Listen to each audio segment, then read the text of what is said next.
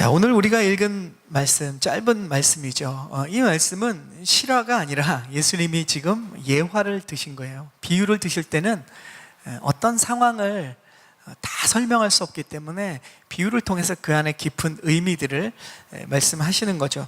오늘 말씀의 예화는 그냥 짧게 얘기하면 이런 겁니다. 어떤 사람이 두 아들이 있었어요. 그 사람은 포도원의 주인입니다. 두 아들에게 일을 맡기죠. 포도원에 가서 오늘 일을 좀 해라 라고 얘기했습니다. 첫째 아들이 첫째 아들이 아니요, 저 안 갑니다. 그러다가 나중에 갔어요. 둘째 아들은 네, 갈게요. 그리고 안 갔습니다. 이것이 오늘 예화의 그냥 전체 스토리예요. 우리 주변에 보면은 뭐 이런 경우가 좀 있죠. 그런 분들이 같이 있다 보면 꼭 한두 분씩은 계신 것 같아요. 먼저는 부정적인 반응을 하고 나중에 보면 그 일을 아주 열심히 하는 사람들이 있습니다. 자, 우리가 이 일을 합시다. 그러면 거기에 대해서 근데요, 그 일을 하면 우리에게 뭐 이런 안 좋은 게 있는 것 같은데요. 그 일을 하려면 우리에게 이런 어려움이 있을 거예요. 이렇게 이야기합니다. 노라고 얘기하는 거죠. 근데 나중에 보면 그 일에 또 열심히 말한 것과는 달리 열심히 참여하고 열심히 일하시는 그런 분들이 있어요. 그렇게 반대하고도 그래도 그 일에 열심히 참여하는 사람이 있다는 거죠. 가족 중에도 그런 사람들이 있고, 회사에도 오면 꼭 그런 분들이 한두 분 계시고, 뭐 교회 안에도 사역을 하다 보면 그런 일들이 있습니다. 음악을 할 때도 만들면 마치 그 프로젝트에 참여 안 할 것처럼 얘기하는데 나중에 보면 제일 열심히 하는 그런 사람들이 꼭 있어요. 말은 좀 까칠하게 하는 것 같은데 나중에 그 일은 정말로 열심히 하는 분들이죠. 반대로 이런 사람들이 있습니다. 자, 우리 이 일을 합시다. 그러면 옆에서 좋아요, 되게 멋진 아이디어인 것 같아요. 와, 그거 잘 될 것 같은데요. 그리고 정작 그 일을 하면 보면 그분이 안 계세요. 말은 열심히 했는데 일하는 데서는 나타나지 않는 그런 사람들이 있습니다. 말로는 오케이 했지만 실제로는 참여하지 않는 그런 사람들이 있죠. 자, 얘기를 들으면서 여러분 주변에 누군가가 떠오를 수도 있었겠죠. 여러분은 어떤 사람입니까? 오케이라고 말은 하고 행동은 하지 않는 그런 사람인지, 아니면 말은 노라고 얘기했는데 나중에 보면 열심히 그 일에 참여하는 그런 스타일입니까? 두 가지만 예화에 나오니까 두 가지만 예를 들면 사실 저희가 선뜻 대답하기 어렵죠. 제 자신도 내가 이 두 사람 중에 어떤 스타일인가 대답하기가 좀 애매합니다. 이건 사실 스타일의 문제가 아닌 것 같아요. 둘 중 내가 어떤 쪽에 속한다 라고 이야기하기에는 좀 다른 경우들이 있지 않습니까? 뭐 이런 반응이 더 많겠죠. 싫으면 싫다 그러고 안 하는 거죠. 그런 사람들이 더 많겠죠. 좋으면 좋다 그러고 말하고 열심히 하겠죠. 이런 사람들이 더 많을 것 같기 때문에 이 두 케이스 중에 선택해라 그러면 우리가 선뜻 선택하기는 어렵죠. 그런데 예수님께서는 왜 오늘 예를 드실 때 딱 이 두 가지만 들까요?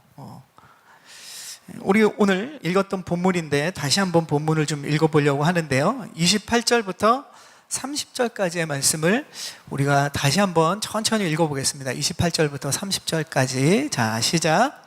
너희는 어떻게 생각하느냐? 어떤 사람들에게 두 아들이 있었다.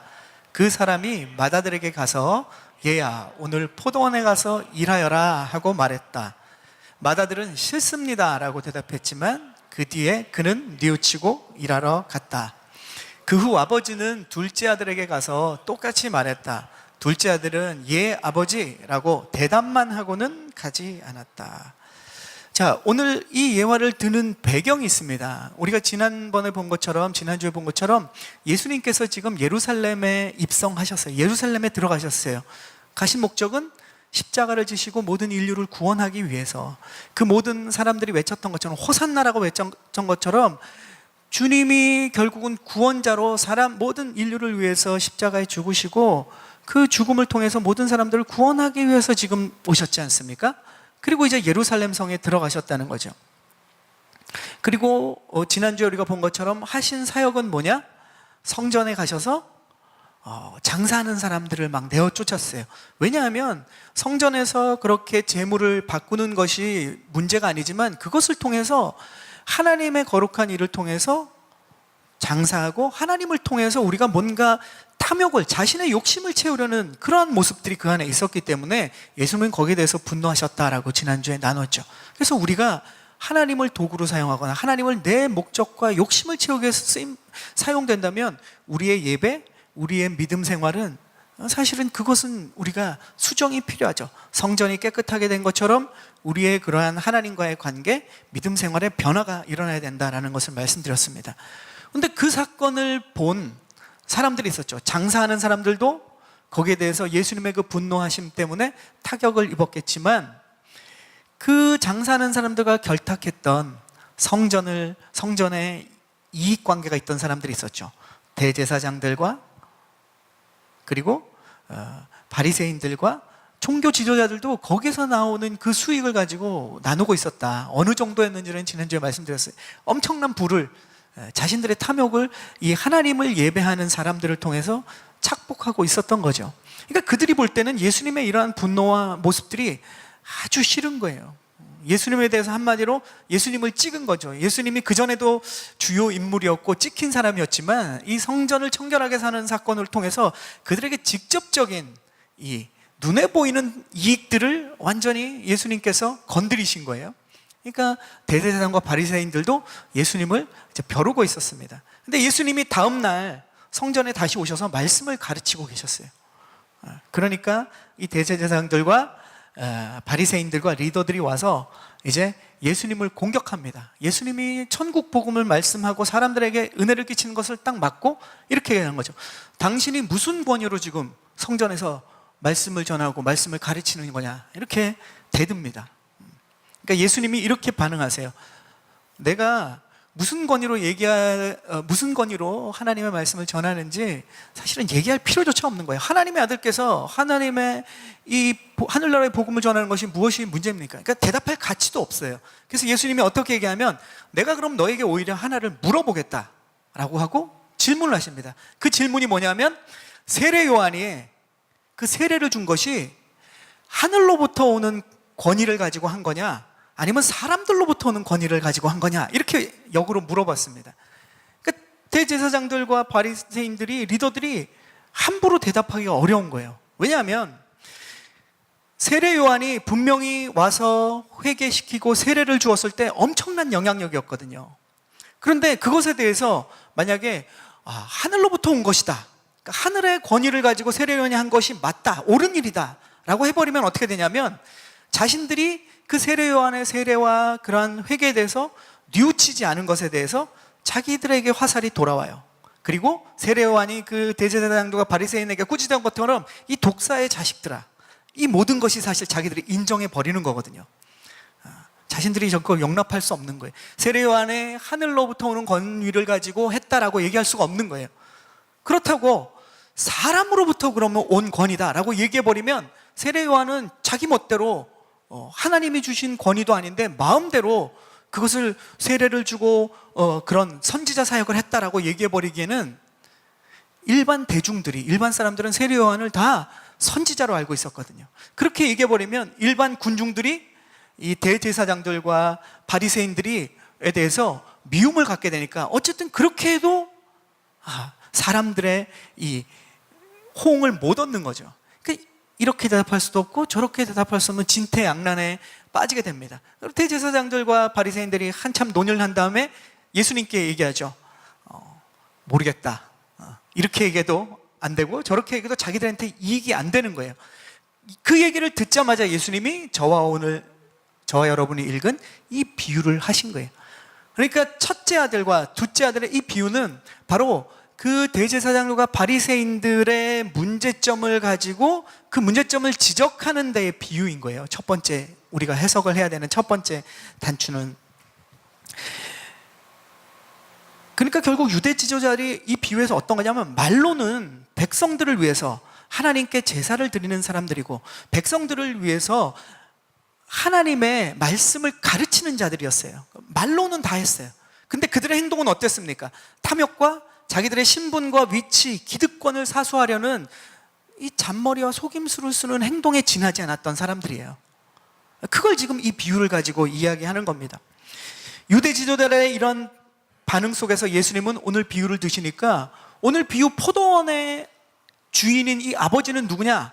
하나님이신 거죠. 그럼 이제 아들이 둘이 나오는데 이 바리새인들과 이 대제사장들은, 바로 유대의 지도자들은 뭐냐? 일하러 가겠다라고 말로는 했어요. 그런데 행동은 하나도 하나님을 위해서, 아버지를 위해서 일하지 않은 이 둘째 아들, 이 아들이 바로 이러한 유대의 지도자들이다라는 것을 예수님이 지금 비유로 얘기하시는 거예요. 반대로 오늘 비유에 나온 첫째 아들, 전 안 갈래요. 그래놓고 나중에 뉘우치고 간 첫째 아들은 누구냐? 우리가 오늘 읽은 본문 뒷부분에 나오는 것처럼 세리와 창기들처럼 그때 당시에 사람들이 손가락질하고 죄인이라고 했던 사람들이 바로 그 첫째 아들이라는 것을 예수님은 오늘 비유를 통해서 말씀하십니다. 그러니까 바로 그러한 연약한 자들, 손가락질 받던 사람들이 바로 아버지의 뜻을 행했다라고 얘기하는 거죠. 그것도 예수님이 직접 얘기하지 않고 모든 대중들에게 이 첫째 아들과 둘째 아들 비유하면서 누가 아버지의 뜻을 얘기했냐? 그러니까 이구동성으로 대답하는 거죠. 가지 않겠다고 얘기했지만 나중에 뉘우치고 가서 아버지의 일을 행한 사람, 그 첫째 아들이 당연히 아버지의 뜻을 행했다라고 얘기한 거죠. 거기에 대해서는 여러분도 동의하시는 건 아닙니까? 말만 하고 안 한 사람보다 처음에는 노라고 했지만 결국은 예스하고 가서 그 아버지의 일을 행했던 사람이 하나님의 뜻을 행했던 사람이에요. 그러니까 이 비유를 듣는 사람들은 다 아는 거죠.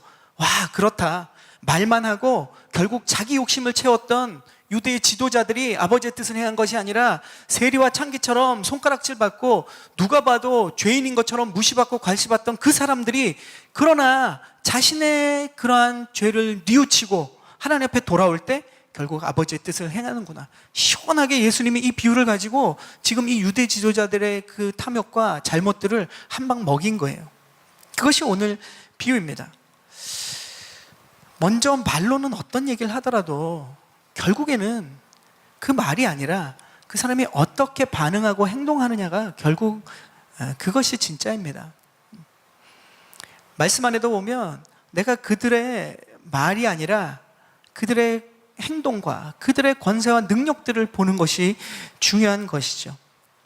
행동으로 보여준 사람이 진짜 순종이다라는 것을 오늘 비유는 알려줍니다. 말로는 아무리 순종하는 척해도 행하지 않으면 그 말은 의미가 없다는 거죠. 이런 것은 특히 교회 안에서는 목회자와 같이 교회 리더들과 가르치는 사람들의 더 위험한 것이죠. 세상에서는 어떻습니까? 권위와 힘과 위에 있는 사람들, 뭔가를 가지고 있는 사람들, 기득권을 가지고 있는 사람들이 훨씬 더 위험합니다. 왜냐하면 말로는 다 하거든요. 그러나 그들 안에 진짜 행동이 있는가? 어떻게 보면 가정 안에서는 부모가 더 위험한 거예요. 말로는 옳은 게 뭔지를 다 얘기하죠. 그러나 자녀들이 볼 때 그렇게 살느냐는 거죠. 여러분이 여러분의 부모를 볼 때처럼 여러분이 이제 자녀를 볼 때 여러분이 부모로서 말로 틀린 얘기를 하는 사람이 어디 있겠습니까? 회사의 리더가 틀린 얘기를 말로 하는 사람이 어디 있겠습니까? 행동으로 하느냐는 거죠. 진짜는 행동이라는 것을 오늘 예화는 또한 보여주고 있습니다. 그렇다면 오늘 여기에서 말씀하시는 순종, 그럼 순종의 핵심은 뭐냐? 여기서 오늘 말씀하는 순종은 회개하고 하나님의 말씀을 따라 살아가는, 하나님의 뜻을 행하는 것, 이게 진짜 순종이라는 거죠. 그래서 이 오늘 예화는, 이 말씀은 우리의 삶에 굉장히 어떻게 보면 거친 거죠. 거칠은 돌과 같이 우리를 부딪히면 우리를 아프게 하고 우리를 힘들게 하는 겁니다. 왜냐하면 우리가 말처럼 살아가는 것이 쉽지가 않기 때문에 그래요.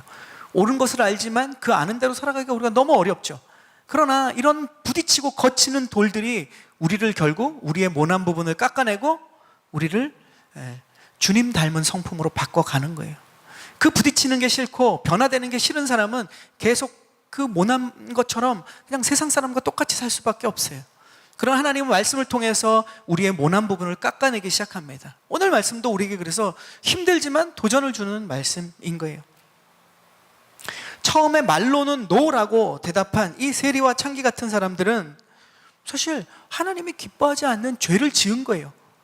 탐욕으로 돈을 착복하고 자기 민족의 불법으로 자기 민족들의 돈을 착복한 세리나 창기처럼 도덕적으로 그러한 잘못을 지은 이런 사람들은 누가 봐도 손깍지를 받는 사람이고 죄인들이에요.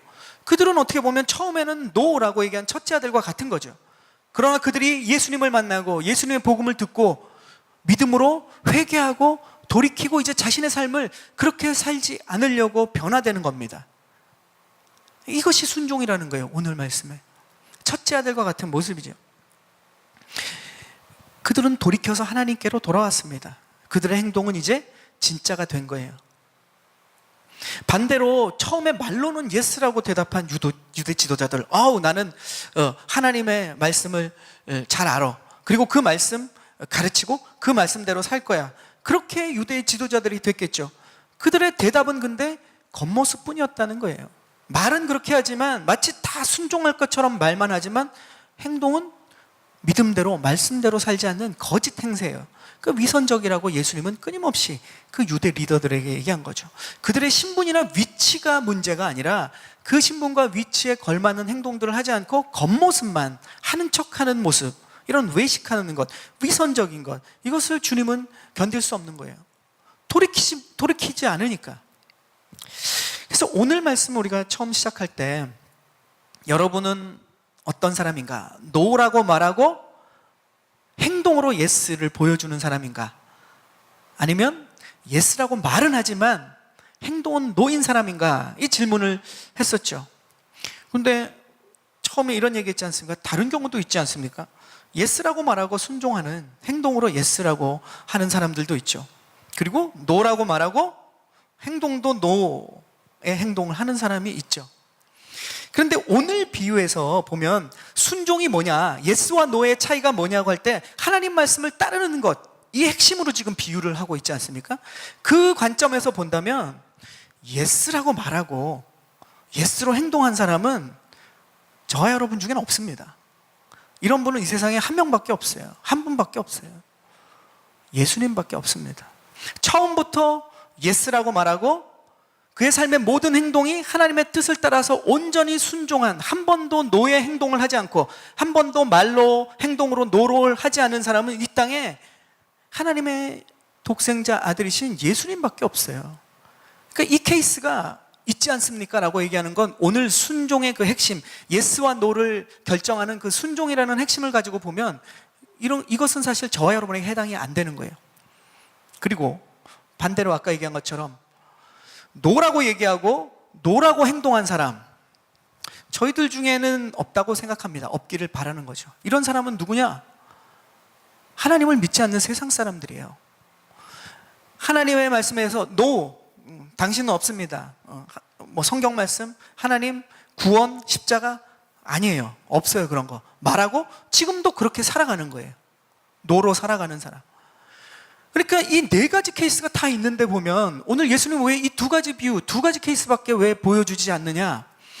예스라고 얘기하고 예스로 행동한 사람, 노라고 얘기하고 노라고 행동한 사람들은 사실 하나님의 자녀들에게는 해당 사항이 없는 거예요. 예수님과 세상 사람 빼놓으면. 그러면 이제 다시 한번 질문을 해보겠습니다. 여러분은 말은 노라고 하고 행동으로는 예스의 삶을 살아가고 있는 그런 분들입니까? 아니면 말로는 예스라고 하지만 행동은 노로 살아가고 있는 분들입니까? 이렇게 다 설명을 하고 예스와 노의 포인트가 순종이라는 걸 얘기했는데도 여전히 그 둘 중에 하나를 선택하라 그러면 어떠십니까? 쉽지 않죠. 창기와 세리처럼 하기는 그렇고 바리새인처럼 하기는 그렇고 우리는 좀 둘 다 아니고 싶은데, 그죠? 저는 이 질문을 제 자신에게 한 주간 해봤습니다. 나는 하나님 앞에 노라고 말하고 예스 행동을 살아가고 있는 사람인가? 그렇게 반응하는가? 아니면 하나님 앞에 예스라고 말은 하지만 노라는 행동으로 순종하지 않고 그렇게 반응하는 삶을 살아가는가? 저는 한 주간 고민을 많이 했습니다. 묵상을 많이 하게 되죠. 근데 결론은 둘 다 제 모습이라고 생각했어요. 이 두 아들의 모습이 제 안에 다 있는 거예요. 두 아들의 반응이 제 안에 있는 겁니다. 저에게는 때로는 세리와 창기처럼 세상의 도덕적인 기준을 볼 때 노예 생활, 노라는 생활, 죄를 지은 죄인으로 살아갈 때도 많습니다. 하나님 앞에 그러나 어떻게 됩니까? 다시 돌아와서 처음에는 노라고 살아가지만 또 예스의 삶으로 변화되기도 해요. 나의 삶의 어떤 부분은 회개하고 돌이키고 말씀에 어떻게든 순종하고 그대로 살아보려는 애씀이 있습니다. 이것은 바로 첫째 아들의 모습이 제 안에 있다는 거죠. 여러분도 마찬가지일 겁니다. 그렇지만 한편으로는 어떻습니까? 제사장들과 바리새인처럼 종교적인 모습이 제 안에 있어요. 하나님 앞에 말로는 예스라고 합니다. 사람들 앞에서는 하나님의 뜻과 기준에 맞는 예스라는 이야기를 해요.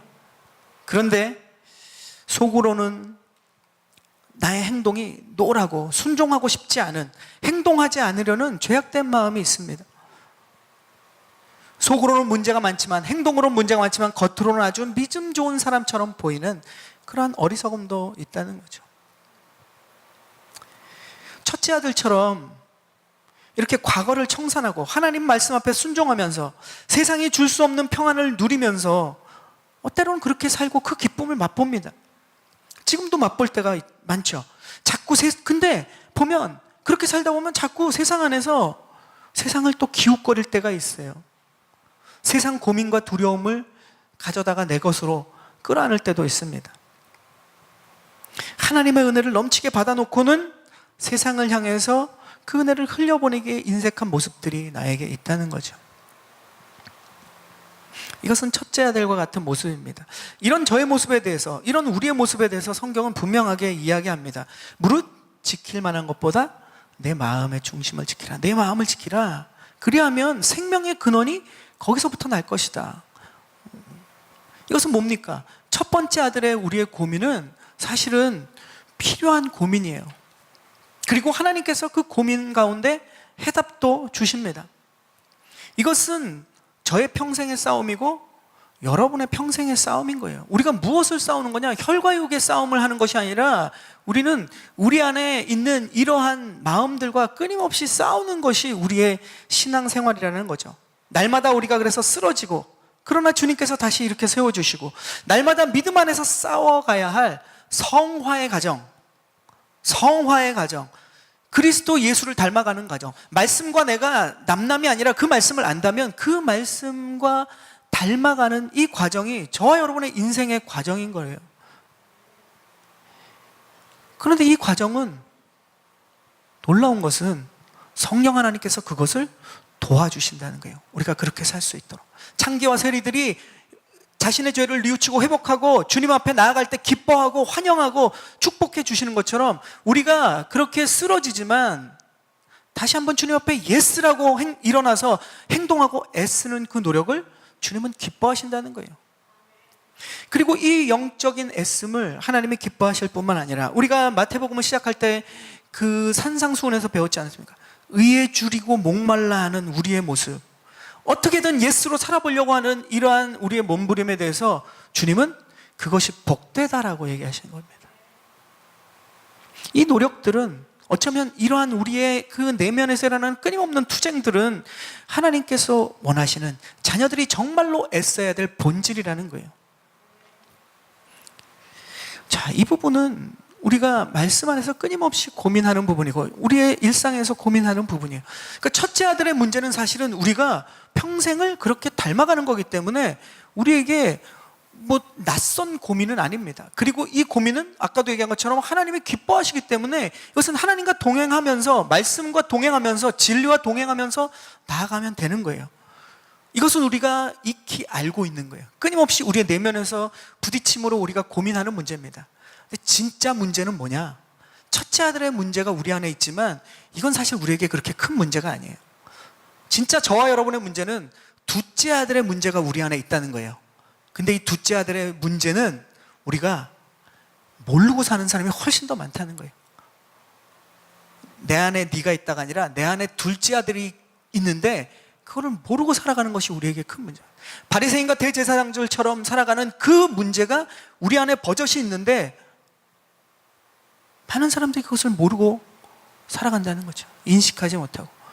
그렇기 때문에 둘째 아들의 변화가 우리에게 반드시 필요한 것임에도 불구하고 잘 일어나지 않는다는 것이 문제입니다. 둘째 아들의 마음이 더 큰 문제예요. 제가 하나님을 믿고 하나님의 자녀가 되고 나서 하나님 앞에 찬양하고 기도하고 말씀 전하는 내용은 뭡니까? 다 입으로는 예스예요. 여러분의 찬양은 어떻습니까? 나 주님 뜻대로 살지 않을래요, 이렇게 찬양하는 사람이 있습니까? 주님대로 살겠다고 찬양을 하죠. 기도는 어떻습니까? 하나님을 믿습니다. 하나님의 뜻대로 이루어주세요. 하나님, 이것이 저에게 필요합니다. 주님만 신뢰합니다. 말로는 예스예요. 그렇지 않습니까? 우리의 예배가 그래요. 우리의 찬양이 그래요. 우리의 기도가 그렇습니다.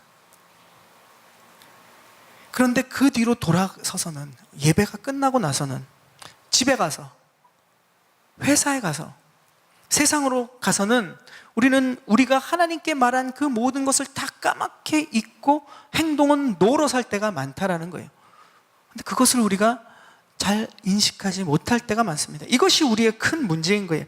우리가 돌아가서는 사랑할 줄 모르고 미워하고 도와줄 줄 모르고 받기만 바라는, 우리의 말과 행동이 다른, 하나님 아버지의 말씀과는 상관없는 노예의 삶을 살아간다는 것이 우리에게 큰 문제라는 거예요. 내 안에 첫째 아들이 한 명이라면 저와 여러분 안에 둘째 아들은 득실득실 된다는 게 우리의 현주소입니다. 이유는 뭘까요?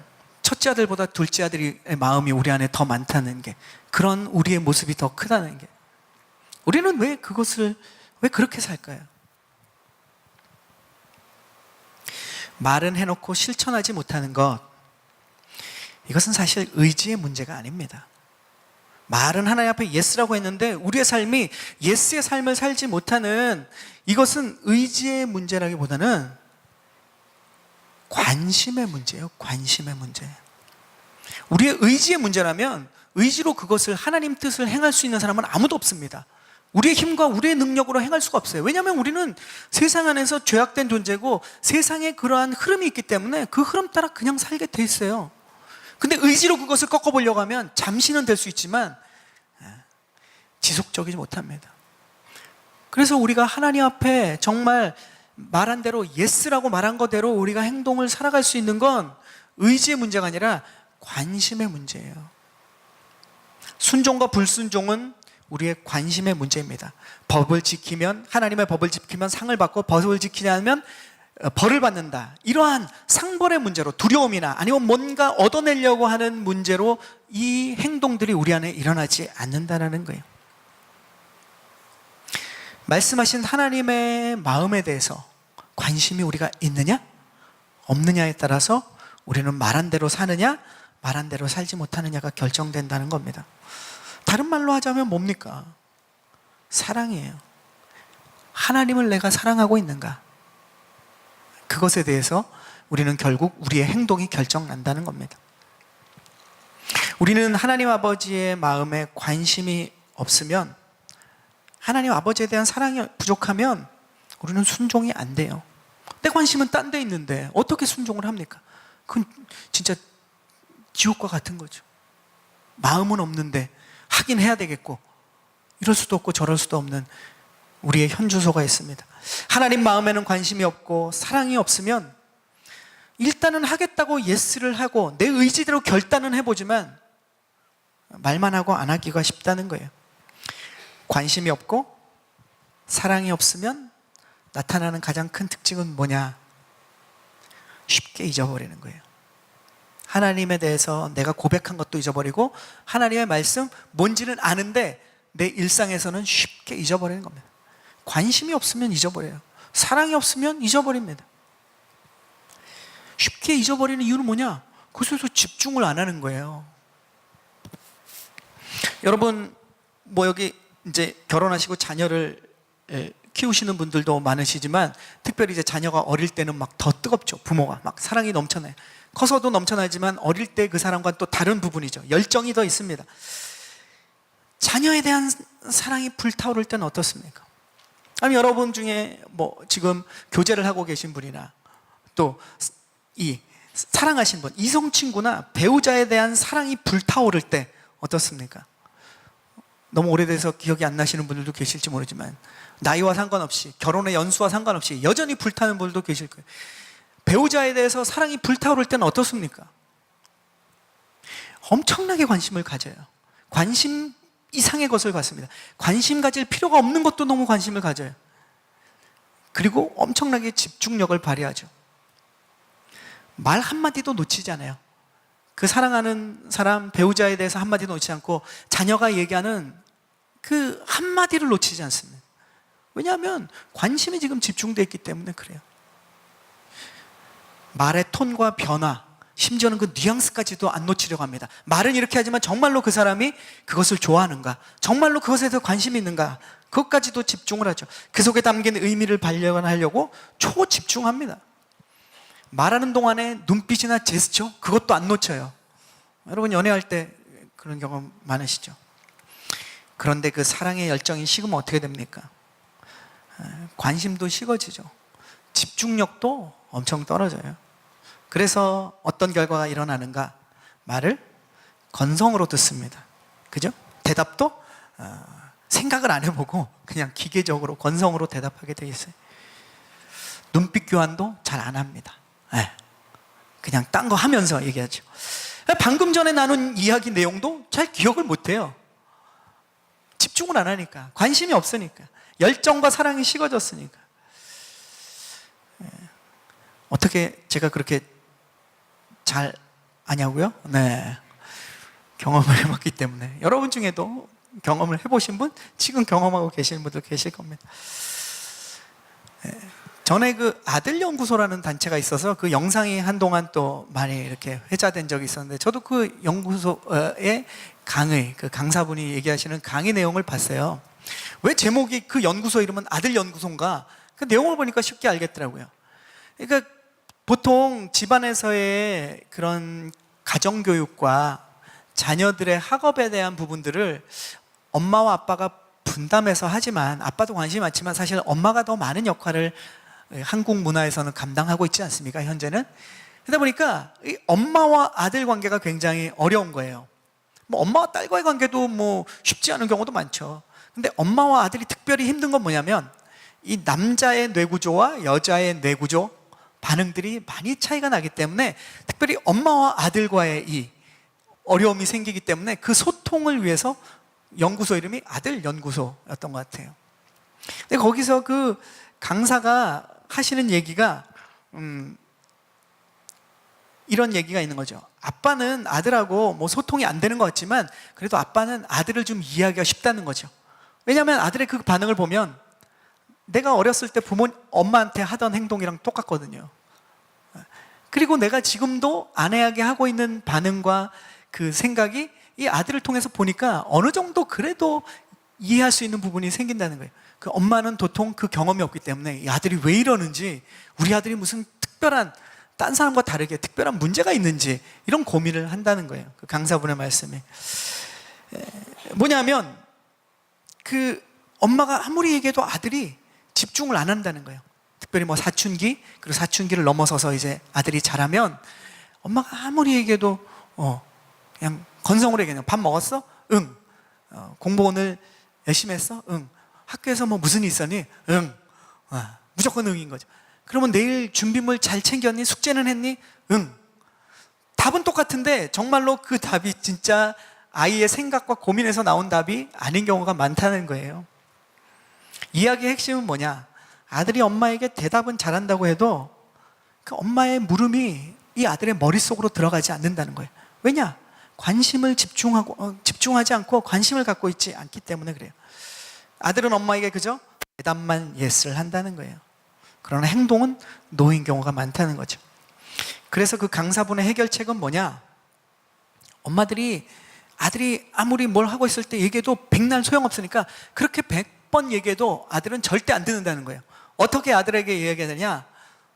잡아다 앉혀놓고 뭐 아이가 게임을 하고 뭘 딴짓을 하고 있을 때는 기다렸다가 그게 다 끝나면 자다가 바로 앞에 앉혀놓고 머리를 잡아서 얼굴을 보고 면대면으로, 그리고 두 눈을 마주치고 그 머릿속에 뇌에다가 꽂아줘야 된다는 거예요. 그 얘기를. 그러지 않으면 그렇게 하지 않은 모든 얘기는 그 아들의 머릿속으로 안 들어온다는 게 그분의 이야기입니다.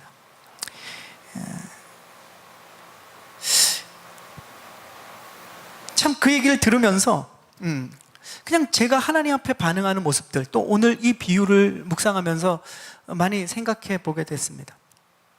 내가 또 우리가 하나님의 말씀에 그렇게 반응하고 살아가고 있지는 않는지 하는 거죠. 날마다 큐티를 할 때마다, 성경 말씀 읽을 때마다 우리가 너무 잘 알고 있는 말씀인데 우리가 찬양하고 기도할 때마다 우리가 항상 고백하는 말이죠. 때마다 우리에게 우리의 마음을 통해서 성령께서 항상 주시는 부담감의 말씀인데 너무도 잘 알고 있는데 거기에 대해서 말로는, 겉으로는 예스라고 얘기하고 반응하는 척 하지만 그러나 진짜 순종하는 행동에 예스의 모습은 보이지 않는 우리 행동들을 돌아볼 필요가 오늘 말씀을 통해서 있는 것 같습니다. 하나님께서는 육신의 부모처럼, 아니 그보다 더 우리에게 집중을 하고 계시잖아요. 더 관심을 가지고 계시잖아요. 더 저와 여러분을 사랑하시잖아요. 눈동자처럼 지키고 계시지 않습니까? 그 하나님 아버지가 우리에게 날마다 집중하고 관심을 기울이고 날마다 우리를 사랑하고 계신데 우리는 얼마나 그 아버지께 눈을 마주치고 있는가? 얼마나 집중하고 있는가? 얼마나 사랑하고 있는가? 지금 이 말씀을 듣는 순간에도 육신이 피곤하셔서 주무시는 분은 계실지 모르지만 내 정신과 내 이 듣는 것 자체가 하나님 앞에 집중하기를 내 스스로 포기하고 있다면 이것은 우리에게 돌아봐야 될 문제라는 거죠. 그래서 우리가 우리의 삶에서 우리가 예스라고 고백하고 말하고 우리가 알고 있는 그것이 우리의 삶의 자리에서 그대로 드러나기를 축복합니다.